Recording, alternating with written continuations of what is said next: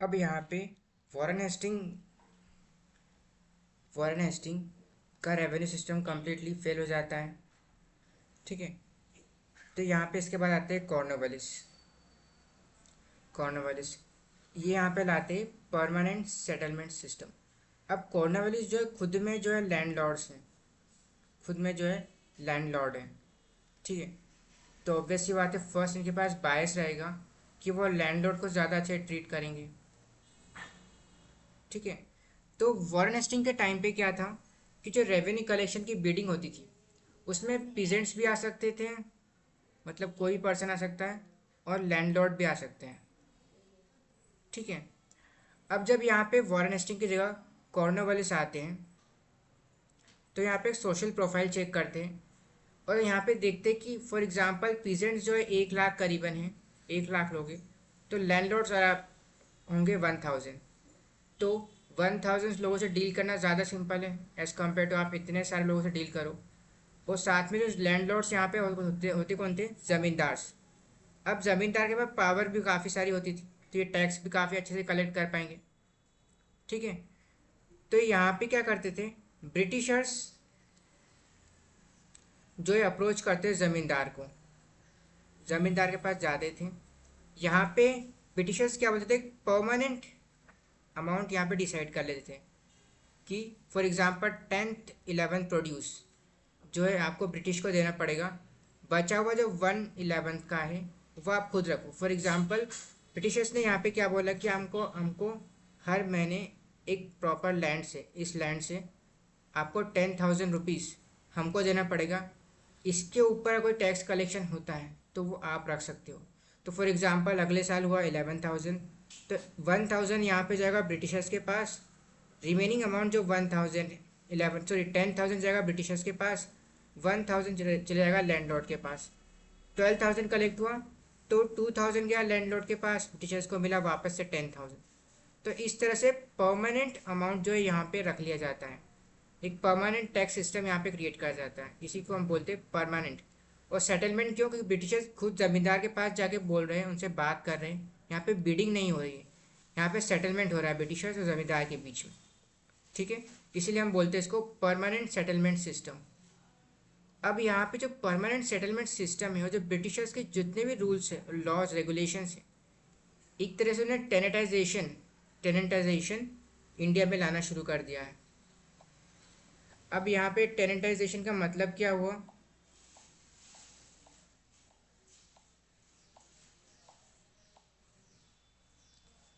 यहाँ पे जो ब्रिटिशर्स रूल्स ला रहे हैं एक तरह से वो खुद प्रॉपर्टी के ओनर्स बनते जा रहे हैं। मतलब क्या, यहाँ पे एक टेनेटाइजेशन का सिस्टम यहाँ पे लाना शुरू करा।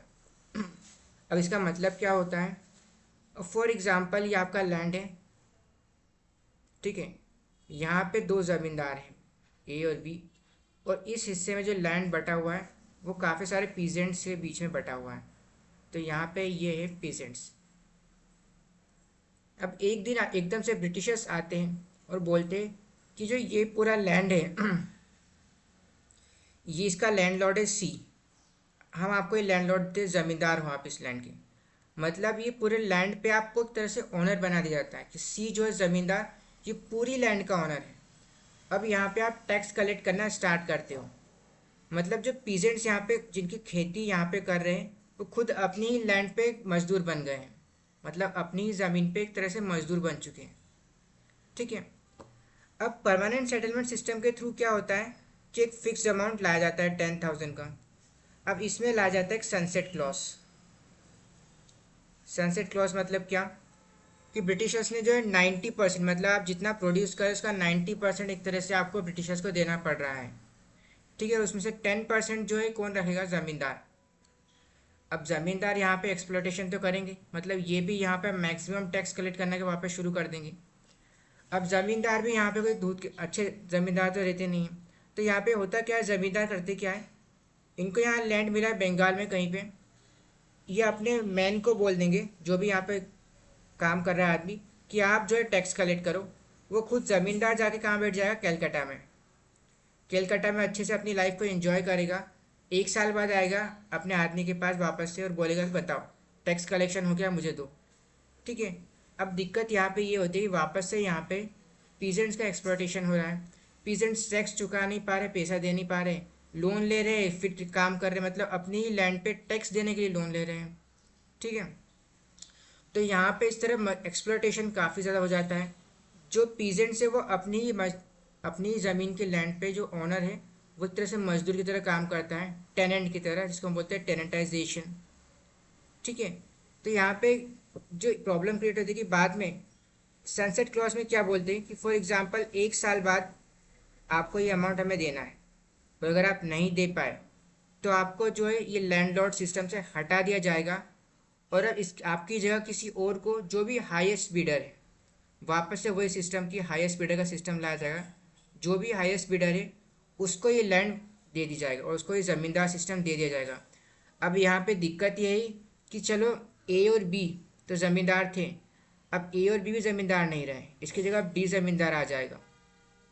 ठीक है, अब ये जो ज़मींदार है कंप्लीट लैंड का ओनर है, और हो सकता है जो ज़मींदार अब बना है वो पीजेंट हो। मतलब क्या, फर्स्ट सिस्टम में तो उन्हें ब्रिटिशर्स ने ज़मींदार के साथ सेटलमेंट करा था, लेकिन जब हाईएस्ट बिडर की बारी आई तो इसमें वापस से इन्हें सोशल प्रोफाइल चेक नहीं करा। इसमें वापस से ज़मींदार हो सकता है या फिर पीजेंट्स, कोई भी यहाँ आपके बोल सकता है कि हम इतना टैक्स कलेक्ट करेंगे। ठीक है, और जो भी हाईएस्ट बिडर होगा वो यहाँ पे टैक्स कलेक्ट करेगा। ठीक है, तो यही होता है हमारा परमानेंट सेटलमेंट सिस्टम जो ब्रिटिशर्स लाते हैं लॉर्ड कॉर्नवालिस के थ्रू।